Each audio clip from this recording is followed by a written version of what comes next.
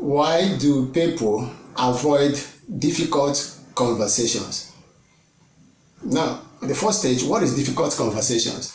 Difficult conversation is that discussion that makes you feel uncomfortable, as a result of the bad events or your bad experiences. Maybe something bad that happened to you, so you don't want to talk about it.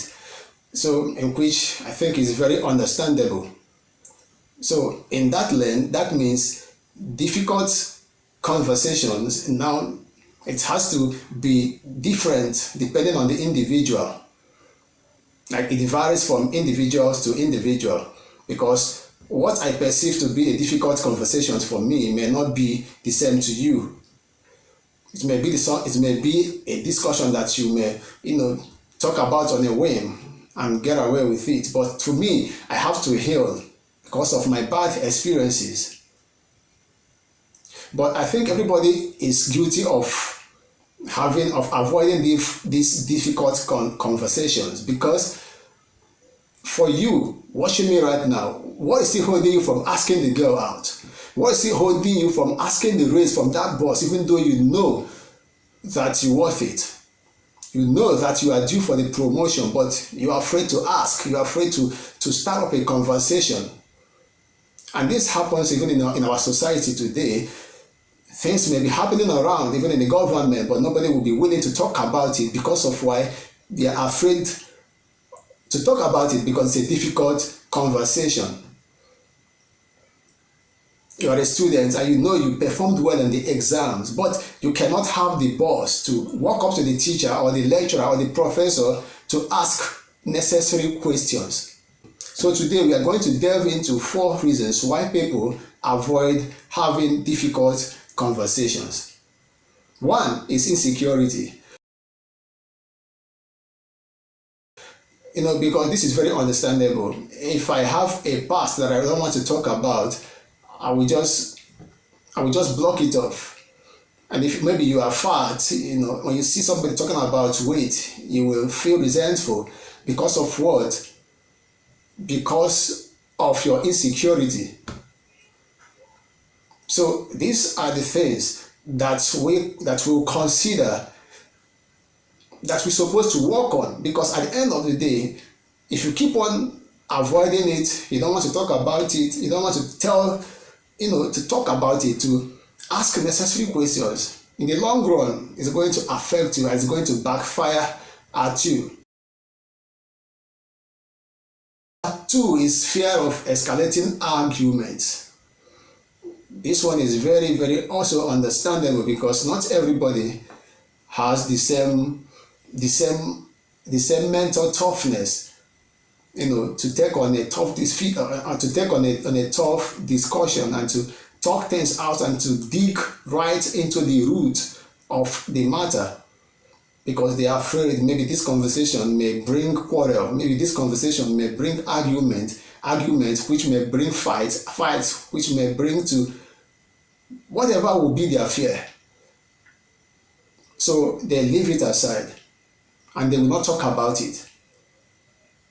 But this is where I think that this is the highest level of immaturity for any person, when you cannot be able to talk about what you know that will help to shift not even you but the other person to the next level. Because it may be in a relationship, you have to talk about certain things, where are we heading to, like what do we supposed to do to achieve this, to your significant other. It is very, very important. In office, where is my position in this organization? What do I supposed to know? What do I supposed to do? So that when I do it, I will achieve certain results. Many people are just shadow boxing around because they are afraid to ask questions. And when you don't ask questions, you're not going to get any answer. Number 3 is fear of other people's opinion. This is just a mental battle, because other people don't care about you. They don't think about you. They don't care about what you think or what you think you are thinking about. This is just a limiting belief, because you are afraid to be judged. You are afraid to take the right steps. You are afraid to make mistakes. This happened so much in the classroom, way back then when we are still in school. Like everybody, people, they have this question they want to ask, burning in their mind, but they will lack the balls to stand up on their ground to ask that particular question because they are afraid. Not they are afraid of the teacher, not they are afraid of themselves, but they are afraid of other people. What other people will say. What other people will say if they ask the wrong question, so that they will not be laughed at. These are wrong ideologies. Number 4 is because of guilt. Maybe because of your past, maybe you had some rough past, so you are not willing to talk about it. You are waiting for the time when you are healed so that you can be able to open up. It happens to everybody, but the difference now is that everybody has different past and different events that happened in their past. So now when that happens, they will not like to talk about it. They will avoid that conversation and let it linger. But the problem is that don't let it linger for so long, so that it will not be detrimental for you. And not even for you, but for the other party involved. So we have 3 ways in which having difficult conversation can help us in our day-to-day lives and in a long run. Number 1 is that it helps us to share different perspectives in one topic, because no man is an island. But when you open up this room for these conversations and for these questions to be asked, you will understand that the other people or the other person also has something to say. And when you have bring all these ideas together, you guys will be able to see things in different perspectives, which will foster the relationship. Number 2, it helps us to build mutual understanding.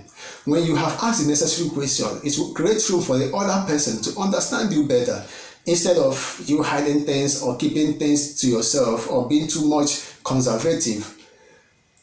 But when you've asked the necessary questions, the other person will know the particular angle in which you are coming from, and will also to position him or herself and to act accordingly. It helps us to develop respect. That's number 3. It helps us to develop respect. So when we ask these questions that we are so much afraid to ask, it will help us to develop respect. No, not even to you, not even particularly to you, but to the other person. The person will now have to respect you more, because he will now see you as a mature individual. So now, finally, what do we do for us not to avoid difficult conversations? Conversations that we know that will benefit us in the long run, that we know will open doors for us. So how do we go about it? Then, number 1 is to plan, and number 2 is to take bold steps. The 2 go in pari passu. They are mutually inexclusive. So they are mutually inexclusive. So if you make a plan but you do not execute it, it doesn't make any sense. Your plan is almost inconsequential. So when you've made the necessary plan, then secondly, you take the right steps to execute it. Take the bold steps to overcome your fear and to do what you have to do to receive what you have to receive in return. Now, thank you so much. I hope you enjoyed the video. See you next time.